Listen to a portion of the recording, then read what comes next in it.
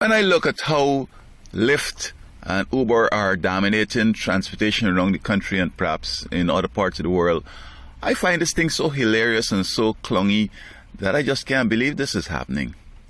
I mean, we live in a generation now where I'm not sure how we got to this place. Maybe Sesame Street, perhaps Star Trek and Sci-Fi and all these fictitious stuff, so that these young people now are so fictitious that everybody knows with their phone and they're so excited to use the phone to call a taxi.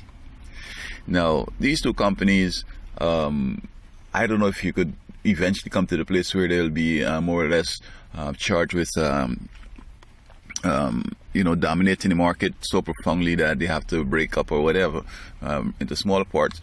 But here are taxis companies. These guys invested a whole bunch of money, have a company, have these drivers and so on, and they were making a livelihood, they have a family, etc. Now Uber and Lyft are having people who are just moonlighting. They have a job, or they just have some spare time and they're going out to make some money and disrupting people who have serious responsibilities, families and bills and so on to pay. And in some cities, to put a taxi in the road, you've had to have a taxi badge or whatever. Sometimes it costs $100,000 and stuff like that. Now, we definitely live in a clunk period in which a guy with a computer could come with a program and, make billions of dollars in 1 year. I recall when Russia, the Soviet Union fell apart, and these people start to buy up the stocks from the people by getting them some vodka. Some people wrote articles saying how this is so unscrupulous, and within a year these guys became billionaires and whatever. And now Uber and these other people are doing it, and it's okay. All right. I mean, fairness is something else. I mean, you could say what you want, but if you're not fair, it's a problem. And so these guys now are coming up and disrupting people, and Uber already is valued about $60 to $70 billion. And many of these drivers basically are not happy. I mean, they're talking about they're running the car down the road, the gas and all these maintenance, and Uber cuts off a nice piece of the money straight up. I'm not even sure the details. Now, if I were able, perhaps I might have joined it to make some of the money, but I mean, being responsible, I think this is just irresponsible. A solution would be that if Uber and Lyft were to make an overture to these taxi companies and allow them also to share in the bonanza, I think this would be fair, and also give them a better rate, because I mean, you just can't come and destroy the taxi industry just like this. It was working with a different system. And you see, the funny thing is this, that you can't spot a Uber or Lyft taxi from very far, and no one has a mustache that lights up and so on. But here's a taxi, you know them by the colors, they have a sign on top and so on and so forth. And they had a better system of, training drivers and recruiting drivers, etc., men with character, etc. And so they should share the money with these companies and let these companies survive, because they're basically based on satellite and phone and all this stuff. And so suppose now there's a problem with these satellites and there's a problem with technology and so on. What's going to happen?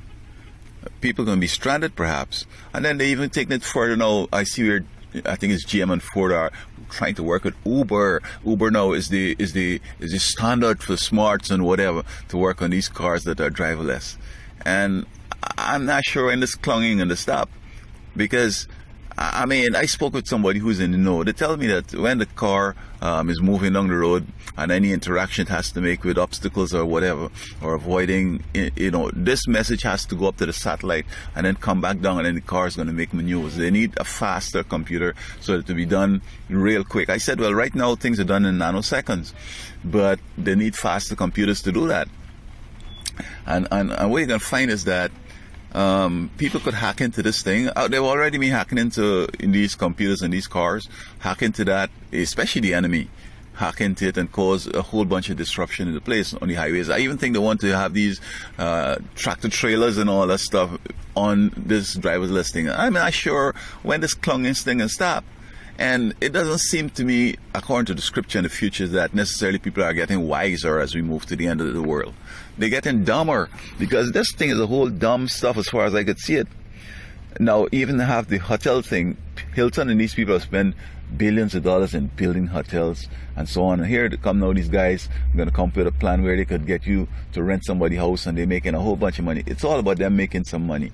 They don't care about the people really and the communities and all that. Hotels were zoned. You know what I mean? This thing is so dumb that I just can't believe it. But hey, I mean, you know, hanging around universities and seeing these students how they're operating, and all of them got a little dream that they want to make some money. These inventors now with a little app and a little computer could disrupt the whole world. And I'm sure that the enemy is behind this. Not necessarily a human, but Satan. These things are going to create so much chaos in the future that I just can't, figure out why people aren't necessarily being a little smarter. And we should be finding a way now to help wean these kids away from this computer and phones and so on, high tech, because to me it isn't making anything better. See, they have the babies now with the phones and the computers and the iPads and whatever, and they're trying to tell me that this child has a technology future and this is the future of the world and all that. The world ain't gonna last so long for these kids to grow up, number one. And number two, by the time these kids reach into middle school and high school, they're gonna be burnt out. And the only way they can go to university is because they're getting free loans and because somebody is going to feel proud for them to have gone to a university. But in real terms, they're going to be homeless. There's so many people that graduate from these big schools and all they're doing is flipping burgers, working. And I mean, I'm not sure what's the point. And they don't even know nothing. Because when they graduate in biology, they want to work in